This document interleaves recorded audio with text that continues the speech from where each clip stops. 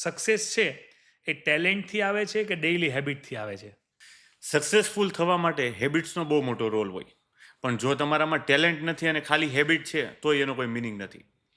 Habits કેવી વસ્તુ છે કે આપણે એ ઊભી કરવી પડે. કોઈ પણ વસ્તુની કન્ટિન્યુ પ્રેક્ટિસથી હેબિટ માણસની ડેવલપ થાય. માની લ્યો હું બિઝનેસમેન છું તો મારે અમુક વસ્તુ ફોલો કરવી પડે, જેમ કે ડાયટ, કે આપણે શું ખાવું. કારણ કે જો શરીર સ્વસ્થ નહીં હોય તો મગજ ક્યારેય ચુસ્ત નહીં થાય. એટલે શરીર પહેલાં તંદુરસ્ત રહેવું જોઈએ. તો એના માટે મારે શું કરવું પડે? તો કે ડેલી જીમ જવું પડે, સ્વિમિંગ કરવું પડે, તો કે સૌથી સારો કોઈ સ્પોર્ટ્સ હોય એની એક્ટિવિટી કરવી પડે. કારણ કે જ્યારે હું સ્ટેજ ઉપર હોય ત્યારે માણસોને ક્યારેક નચાવવા હોય, અંદરથી એક્સપ્રેસ કરાવવા હોય, એ ભૂલી ગયા હોય કે હું કોણ છું, એ બહાર કઢાવવા હોય તો શું કરવું પડે? મારે એની સામે એક્સપ્રેસ થવું પડે. તો શરીરને સાચવવું આ શેનો પાર્ટ થઈ ગયો? હેબિટ્સનો પાર્ટ થઈ ગયો કે ભાઈ તંદુરસ્ત જીવન હોવું જોઈએ. બીજું, હેબિટ્સમાં બીજું શું આવે? તો કે કોઈ બિઝનેસ ક્લાસ વ્યક્તિ છે તો એની હેબિટ સૌથી સારી શું હોય? તો કે એની રીડિંગ સ્કિલ, કે એ વાંચન કરે. વિડીયા જોવા એ સ્કિલ નથી, વાંચન કરવું એ હેબિટ છે. રોજ અડધી કલાકથી કલાક વાંચે. આપણે એમાં શાહરૂખ ખાનનું એક્ઝામ્પલ લઈએ તો એનું SRK, street reading Khan, Shahrukh Khan, કે રોજ એનું વાંચન એટલું છે કે જેનાથી એના નવા વિચારો ડેવલપ થાય અને એની સામે એક્સપ્રેશન્સ આવે છે. એટલે હેબિટ્સનો બહુ મોટો રોલ હોય. અને ટેલેન્ટ હેબિટ્સ કેળવા પછી ક્રિએટ થાય.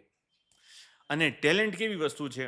માની લ્યો કે ટેલેન્ટ તો કેવું છે કે જેની પાસે વોઇસ સારો છે એ સિંગિંગ સારું કરી શકશે, જેણે પ્રેક્ટિસ સારી કરી છે એ ક્રિકેટ રમી શકશે. એટલે ટેલેન્ટ ઓલરેડી પ્રેક્ટિસથી ડેવલપ થાય. હવે હું બોલવામાં સારો છું તો કોઈ પહેલેથી ન હોય, મેં પ્રેક્ટિસ કરી છે. પણ એ પ્રેક્ટિસ ક્યારે થઈ શકે? જ્યારે હું હેબિટ્સ ડેવલપ કરું તો.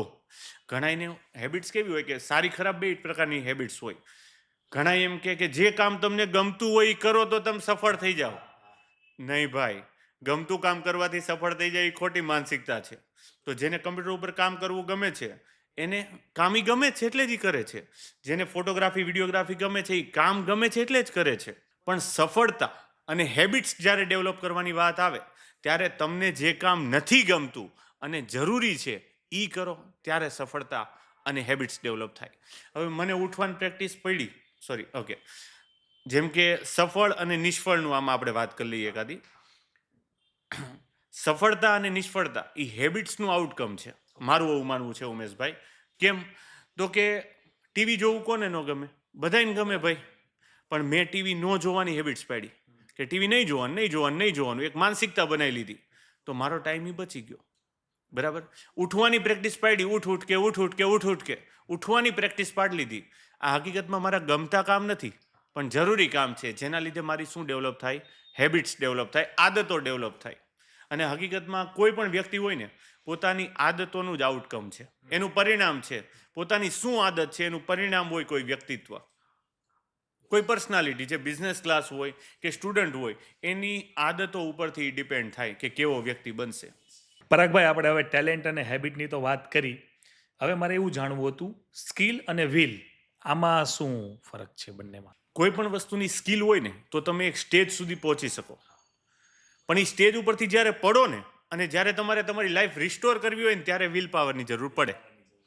માની લો કોઈ બોક્સિંગ ચેમ્પિયન છે, એને બોક્સિંગ કરે છે રિંગની અંદર, તો સ્કિલ તો છે જ એનામાં, પણ સામેવાળો જ્યારે એને પાડી દે છે ત્યારે એને રિટર્ન ઊભું થવું હોય ને ત્યારે એને વિલ પાવરની જરૂર. એ વિલ પાવર એને ઊભા કરી શકે. સ્કિલથી તમે આગળ જઈ શકો, પણ જ્યારે તમે સ્ટોપ થાવ, પાછળ પડો છો, ત્યારે તમારે વિલ પાવરની જરૂર પડે. અને જો ત્યારે વિલ પાવર ન હોય તો તમારું રિઝલ્ટ બદલી જાય. હવે આપણે આજનું જનરેશન લગભગ 90% મોબાઈલની અંદર જ રહે છે, કારણ કે આખો સમય મોબાઈલની અંદર જ વ્યતીત કરતો હોય છે, ટાઈમ પાસ કરે છે. તો મારો સવાલ એવો છે કે ફોન છે એ માણસને કનેક્ટ કરે છે કે ડિસ્ટ્રેક્ટ કરે છે? ફોન છે ને હકીકતમાં 21મી સદીની અંદર આપણે એમ કહી શકીએ કે આશીર્વાદરૂપ છે, જો એનો પોઝિટિવ યુઝ થાય તો.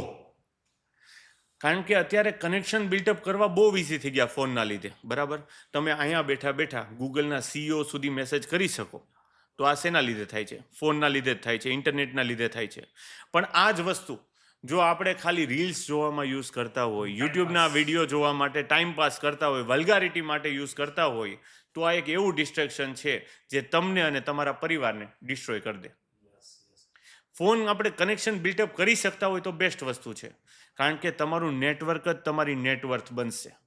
એક સામાન્ય ફોન અને ઇન્ટરનેટ 1 વર્ષમાં 1 કરોડ બનવાના 1000 પ્લાન આપી શકે, એક સામાન્ય ફોન.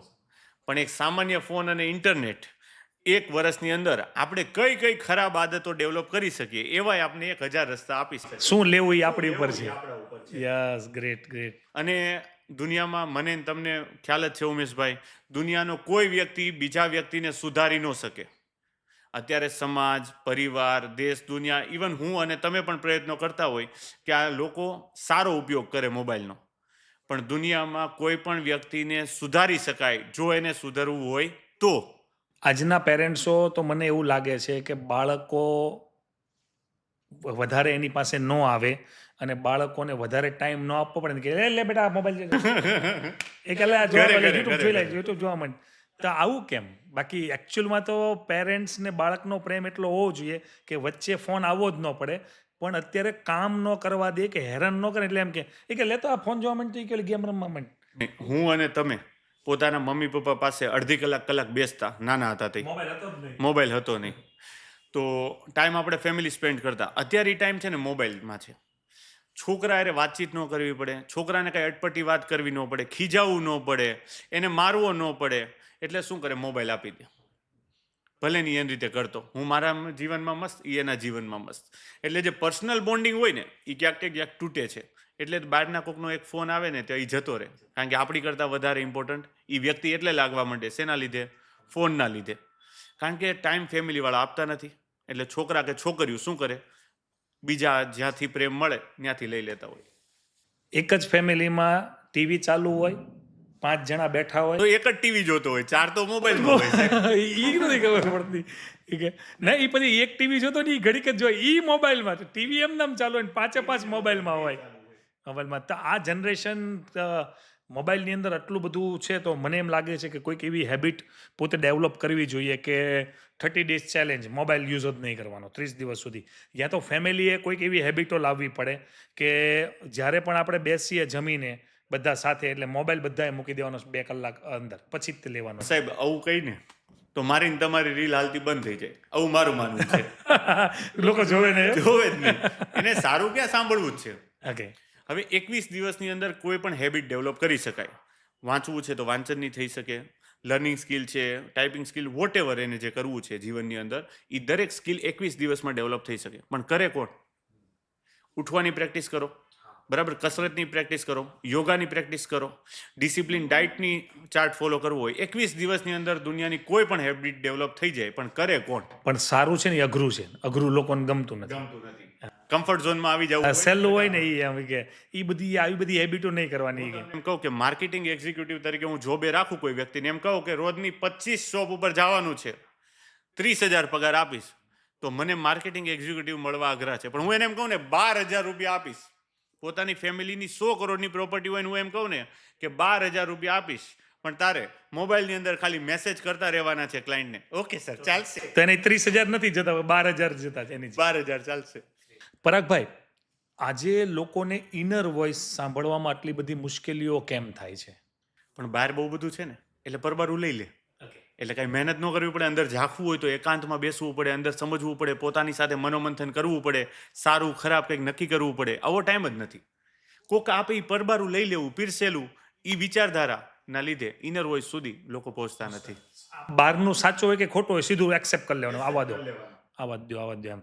અને ઇનર વોઇસ સુધી, અંતર આત્મા સુધી પહોંચવું હોય તો એનું સૌથી મોટું શું કરવું જોઈએ કે તમને સંભળાય? અંદરનો અવાજ જો કોઈ વ્યક્તિને સાંભળવો હોય ને ઉમેશભાઈ, તો એને પોતાની સાથે એકાંતમાં બેસવું પડે, મનોમંથન કરવું પડે, દેશ, દુનિયા, સમાજ અને મોબાઈલને સાઈડમાં મૂકીને મનોમંથન કરવું પડે કે ભાઈ હું શું કરી રહ્યો છું, આમાં સાચું શું છે, ખોટું શું છે, દુનિયા શું જોવે છે ને હકીકત શું છે, એ પોતે મનોમંથન સાથે નિર્ણય લે ને ત્યારે એમ કહેવાય કે વ્યક્તિ ઇનર વોઇસની વાત સાંભળે છે. અને ઇનર વોઇસમાં જવું હોય તો મેડિટેશન આનો શ્રેષ્ઠ ઇલાજ છે. પણ કરે કોણ? આ મોટો સવાલ છે. મેડિટેશન કરતા હોઈ જાય, ઊંઘ આવી જાય માણસને. ઇનર વોઇસ સુધી તો વ્યક્તિ, તમે કહો છો એમ કે એના ઘણા બધા ઉપાયો બતાવ્યા કે ભાઈ મેડિટેશન કરવું જોઈએ કે આ તે બરાબર. પણ જ્યાં અહંકાર છે, ઈગો, ઇનર વોઇસને આમ સાંભળવા જાય ને તો ઈગો અહીંથી આમ બહાર નીકળે. તો આ ઈગોને કાબૂમાં કરવો હોય તો શું કરવું જોઈએ?